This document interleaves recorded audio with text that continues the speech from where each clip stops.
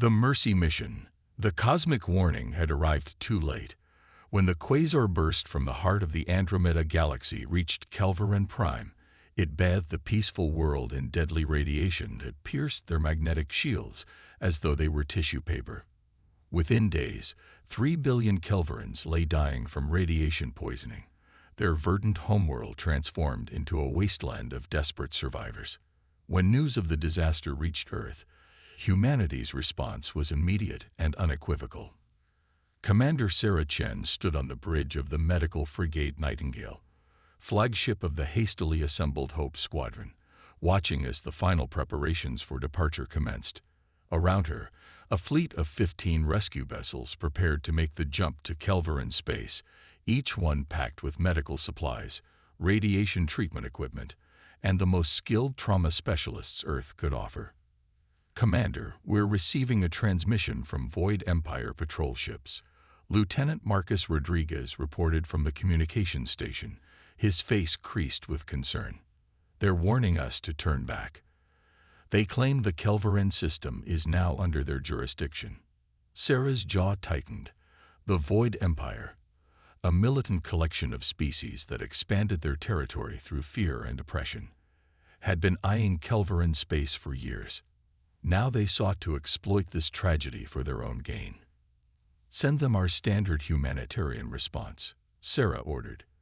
This is a rescue mission under Article 17 of the Galactic Charter. We're going through whether they like it or not. The Hope Squadron jumped through hyperspace, emerging on the outskirts of the Kelvarin system. The sight that greeted them was heartbreaking. Kelvarin Prime, once blue-green with life, now glowed with the sickly purple hue of radiation storms. Emergency broadcasts from the surface pleaded for help, thousands of voices crying out for salvation. As the human fleet approached the planet, Sarah noted the massive Void Empire dreadnoughts blocking their path.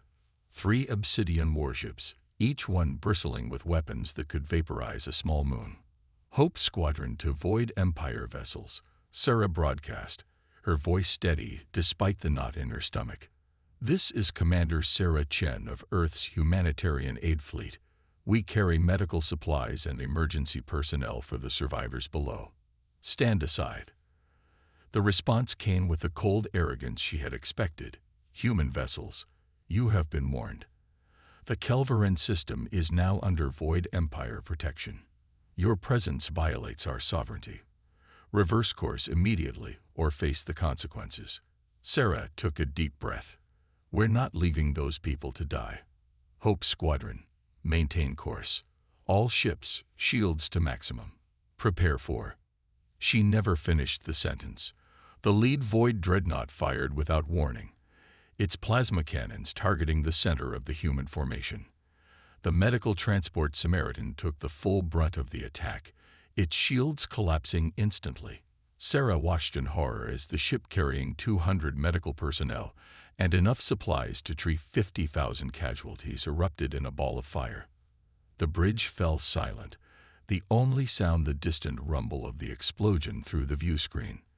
Then Sarah's communications officer spoke the words that would change the course of galactic history. Commander, we're receiving an emergency signal from Earth Command. They already knew. They were watching. Sarah's hands gripped her command chair so tightly her knuckles turned white. What do you mean they already knew? Hidden observation satellites throughout the sector, ma'am. Earth Command has been monitoring everything. They're initiating Protocol Omega. Throughout the galaxy, dormant satellites suddenly came to life. Hidden fleets that had been positioned for years in the shadows of gas giants and asteroid fields began to power up. The greatest secret in human history was about to be revealed. On Earth, President Amelia Zhao stood before the United Nations emergency session, her face carved from stone. Ladies and gentlemen, 1 hour ago, the Void Empire fired upon our medical convoy, attempting to render aid to the dying population of Kelvarin Prime. They have taken the lives of 200 humanitarian workers and condemned millions more to death by radiation poisoning. She paused, letting the weight of her words sink in. The nations of Earth have maintained a secret for the past 20 years. While we presented ourselves as peaceful explorers, we also prepared for the day when our extended hand of friendship would be met with violence. That day has come. Across human space, shipyards that had been disguised as mining operations revealed their true purpose. Weapons platforms hidden within civilian space stations came online. The peaceful facade of human civilization fell away like a discarded mask, revealing the steel beneath. Back in the Kelveren system, Sarah watched as ripples in space-time announced the arrival of Earth's true military might. Dreadnought-class battleships, each one 3 times the size of the Void Empire's largest vessel, emerged from hyperspace with precision that spoke of careful planning and preparation. Within minutes, 50 human warships surrounded the Void Empire fleet. Fleet Admiral Jonathan Reeves' voice boomed across all frequencies. Void Empire vessels, this is the Earth Defense Force. You have committed an act of war against humanity by firing upon our medical convoy. You will immediately withdraw from this system and cease all aggressive actions, or we will remove you by force. The Void Commander's response dripped with false bravado. Earth ships, you are outnumbered across the galaxy. Your primitive vessels cannot hope to. The transmission cut off abruptly as the human flagship Retribution activated its primary weapon systems. A beam of coherent energy, powered by technology that officially shouldn't exist for another century, sliced through the shields of the lead Void Dreadnought, as though they weren't there. The massive warship listed helplessly, its power systems completely disabled. I wasn't finished speaking. Admiral Reeves continued calmly. As I was saying, withdraw immediately or be destroyed. This is your only warning. Sarah allowed herself a grim smile as she watched the Void ships scramble to retreat. The bullies of the galaxy had just discovered they weren't the biggest predators in the cosmic ocean. But the true shock was yet to come. As reports flooded in from across known space, it became clear that Earth hadn't just prepared defenses for their own territory. Human fleets appeared near every major civilization, threatened by Void expansion. Years of careful observation and planning revealed themselves in a single coordinated action that would reshape galactic politics forever. The message was clear. Humanity had not joined the galactic community as sheep, but as shepherds, and they would protect the flock, no matter the cost. The Iron Resolve. The Void Empire's retreat from Kelveren space was tactical, not permanent.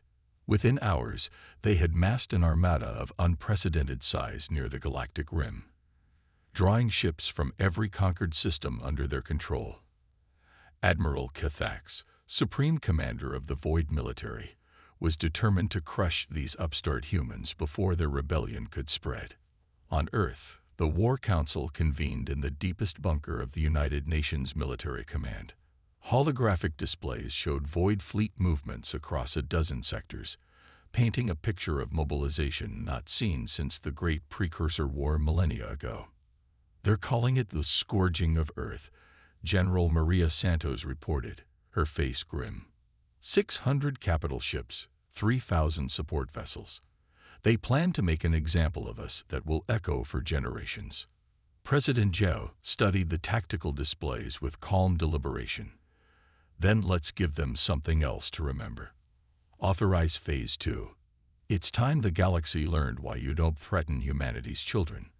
Across human space, the true extent of Earth's preparations became apparent. Hidden shipyards on Mars produced vessels at a rate that defied conventional manufacturing limitations. Automated factories on the moons of Jupiter churned out drone fighters by the thousands. The asteroid belt revealed itself as a vast minefield of defensive installations and weapons platforms. But it was at the Quantum Research Facility on Titan where humanity's greatest secret lay. Dr. Elena Volkov stood before the assembled military leadership, her presentation displaying equations that bordered on sorcery. 20 years ago, we made a breakthrough in quantum tunneling technology, she explained. We've been sitting on instantaneous travel capability since the first alien contact. The energy requirements were prohibitive, but with the power systems we've developed in secret, we can now deploy fleets anywhere in the galaxy within minutes. The implications were staggering. While the Void Empire gathered their forces for a conventional assault, humanity could strike anywhere, anytime, without warning. The first blow fell on the Void shipyards at Proxima Centauri. A human strike force appeared from nowhere, destroyed the facilities, and vanished before defensive fleets could respond. Similar attacks followed across Void territory, each one precisely targeted to cripple their war machine. In the Kelveren system, Commander Sarah Chen now led a reinforced fleet protecting the relief efforts. The radiation-ravaged world below received a constant stream of supplies and medical assistance, while human engineers worked miracles to restore the planetary shields. "Commander, we're detecting massive gravitational distortions at the system's edge," her sensor officer reported. "The Void Empire's main fleet is arriving." Sarah nodded grimly. "All ships, battle stations. Today we show them what happens when you target healers." The Void Armada emerged from hyperspace in perfect formation, a wall of metal and malice that blocked out the stars. Admiral Cathax broadcast his ultimatum. "Humans, witness the might of the Void Empire. Surrender now, and some of you may be permitted to live as servants. Resist, and your species will be eradicated from the universe." Sarah's response was to activate a device that shouldn't exist, a quantum beacon that called Earth's true fleet to battle. Space itself seemed to tear apart as hundreds of human warships materialized around the Void Armada, catching them in a perfect three-dimensional envelopment. The battle that followed would be studied by military academies for millennia. Human ships moved with impossible precision, their weapons tearing through void shields with contemptuous ease. Drone swarms operated by advanced AI overwhelmed enemy point defense systems. Quantum torpedoes phased through armor plating to detonate inside enemy ships. But it wasn't just human technology that won the day. As the battle raged, ships from species thought conquered by the Void began to appear. The Antaran Confederation, the Denibian Republic, the Krell Collective, all had been secretly supplied with human weapons technology. The oppressed peoples of the galaxy rose as one, inspired by humanity's defiance. Admiral Cathax watched his invincible armada crumble around him. In his final transmission, he asked the question that haunted him. How? How did you develop such technology so quickly? Admiral Reeves answered from the bridge of the Retribution. "We didn't develop it quickly. We've been preparing since the day we discovered we weren't alone in the universe.